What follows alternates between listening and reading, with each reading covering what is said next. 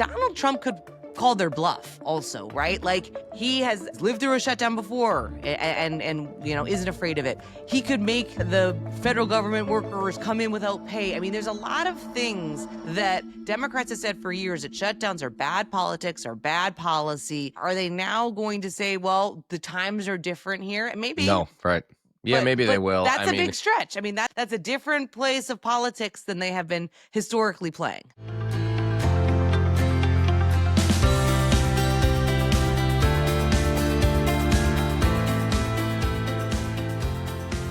Good morning. I'm Anna Palmer. And I'm Jake Sherman. And welcome to the Daily Punch, brought to you by Punchbowl News. It's Wednesday, July 9th, 2025. Let's get into the mix. Here are your top Washington headlines of the day. Number one, will the government shut down or not? We look into it. Number two, the latest on the rescissions package in the Senate. And number three, the Senate preps for a Russian sanctions package. All right, Jake, let's get into it. We are quickly moving on from reconciliation right into the thick of things. See ya.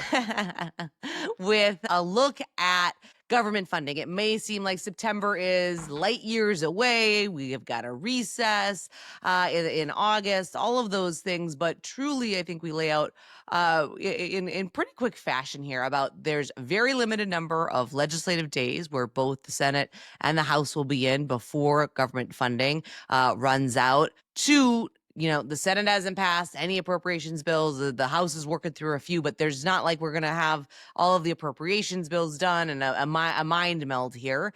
And three, I think, and I'll kick it over to you. The dynamics here are really fascinating because you've got Democrats, Chuck Schumer, trying to put a line in the sand on government funding. He just got kicked, in the teeth by Democrats just a few months ago when he helped save Republicans from a shutdown before. But it's not the clean lines of, okay, Republicans are just going to figure out what Democrats need and they're going to kind of come together and it'll be tough. This could really go to a shutdown. What about Democratic politics right now tells you, not you, Anna, but like you as the royal you, yes. The royal you tells you that Democrats are going to be eager to cooperate to give John Thune 60 votes in the Senate to pass a CR.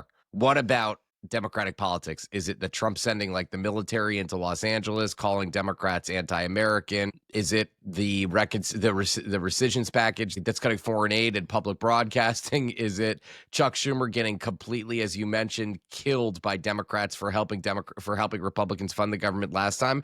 What about those things leads you to believe that Democrats are going to be helpful? Nothing. There's nothing. I mean, I think there is, and this is what everyone's talking about. I made a lot of calls yesterday on this, and I talked to the speaker about it, who said, he basically, this is not criticism, but he said, we're trying to get close to the Trump budget numbers. We're just starting to work on this. I mean, we'll have to see how it shakes out as effectively. He said there's a lot of discussion and negotiation that's been going on, but it'll be in earnest now after the big, beautiful bill. I mean, I think we are careening toward a shutdown. I do. I don't know what Democrats could ask for that Republicans could be tempted to give. I mean, you think about how Trump views it. He'll say, just reading between the lines, and I spoke to people over there yesterday. They don't know. They think it's certainly possible the government shuts down, but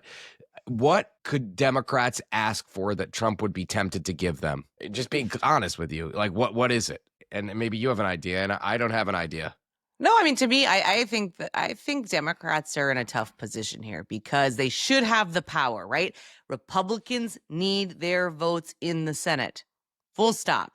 They might need them in the House. We'll have to see after the Freedom Caucus folded, and we'll see how willing Republicans are to go along, to get along, and how much pressure Donald Trump has with the Republican conference. And also, I've said this a zillion times. He has defied gravity when it comes to kind of norms in politics, particularly in Congress. But I don't envy Democrats either, right? Their base is upset. They're going to be pushing them not to give anything to Republicans, as you laid out, what's happening in California and all these different things, the rescissions package, etc. But Donald Trump could called their bluff also, right? Like, he has lived through a shutdown before and isn't afraid of it. He could make the federal government workers come in without pay. I mean, there's a lot of things that Democrats have said for years that shutdowns are bad politics or bad policy. Are they now going to say, well, the times are different here? And maybe. No, right. Yeah, But maybe they will. that's I a mean, big stretch. I mean, that's a different place of politics than they have been historically playing. and also I would say that Trump will make, I mean, bet your bottom dollar, he will make a shutdown extraordinarily painful. He and Russ Vogt, who understands Congress and to a certain degree, and the incentives of members of Congress probably better than anybody, having been a congressional aide once himself, and certainly one that's not afraid of shutdowns. So I think it's better than even chance government shuts down. Let's talk quickly about why it won't. Democrats have a lot more to lose here. They just do. I mean, Republicans passed $100 billion in extra Pentagon funding in the reconciliation bill, so they feel pretty good about their equities in this bill, but Democrats would just have a lot more on the table and in the game than Republicans do when it comes to a shutdown. Maybe they blink. And here's the thing. Someone brought this up to me yesterday, a Democrat. Do you think that Democrats can win a messaging war against Trump? So probably, far, no. I mean, we'll see. Yeah. And they have a clean message right now when it comes to the reconciliation bill, when it comes to the fear on Medicaid, the fear of rural hospitals. I mean, there are things that they can kind of find threads of that they have not been able to so far really capitalize on. I'll say one last thing here. The House comes back next week. I will be listening and asking what Democrats need to keep government open. And if they say it's up to Republicans, yes, of course, they're in charge. You still need 60 votes in the Senate, and the Senate's in this week, so like we'll see what they say. If Schumer says, and he'll hold a press conference today because I think it's Senate lunches today. If he just says, well, they're doing a rescissions package, like we can't play ball, like that's not a great sign, Anna. Not a great sign. All right, Jake, let's move on to the number 2 story of the morning. This is looking at the rescissions package in the Senate. The House passed it. It was a tough vote. This has moved over to the Senate. And there is a lot of skepticism here about a rescissions package, what it does for public broadcasting, what it does for a lot of different things among Senate Republicans who also just took a tough vote when it comes to the reconciliation package. They have until next Friday to get it done. What I thought was so most interesting, I mean, we've laid out and a lot of other outlets have laid out, okay, here's what's at stake with this rescissions package. But what was so interesting to me is, what they got when it comes to Senator Kennedy and others saying, hey, if we don't do this, Trump is going to go be pissed. Yeah. And what does that mean? Yeah, let's be clear here.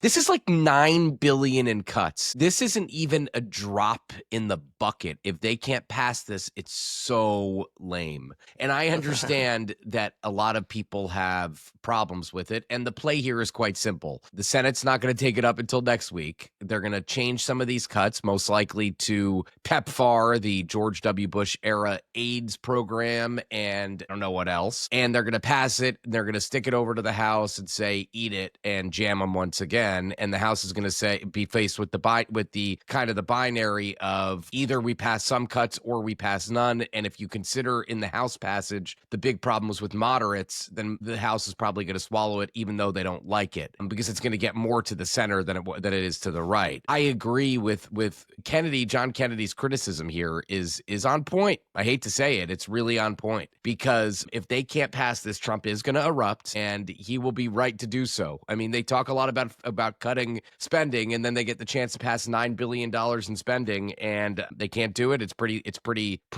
pathetic, to be honest with you. And I'm not talking about the individual cuts. I'm not passing judgment on the individual cuts.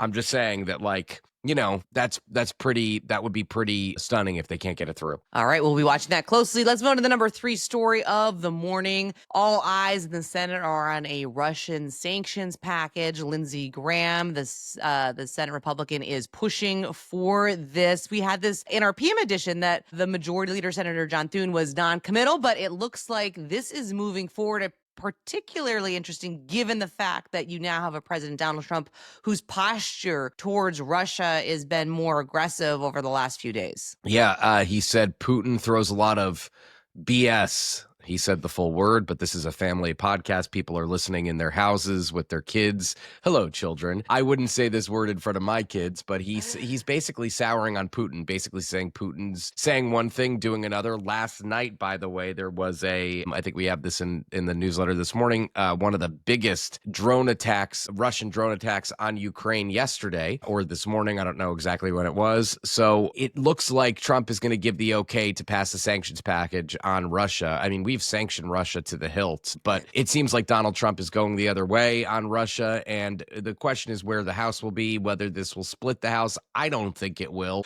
I think if Johnson's on board and Trump says it is important to sanction Russia, they will do it. To be honest with you, I just think they will. And I think Democrats most likely will join along, or at least a huge chunk of them. So this is going to be one of the big stories we're following the next couple of days. All right, we're going to leave it there. Thanks so much for listening. We appreciate it. If you like the Daily Punch, please share it with your friends. Subscribe to our YouTube channel. Just search at Punchbowl News. As always, you can go deeper on all these things by signing up for our free morning newsletter at punchbowl.news. Have a great day. Stay safe, everybody.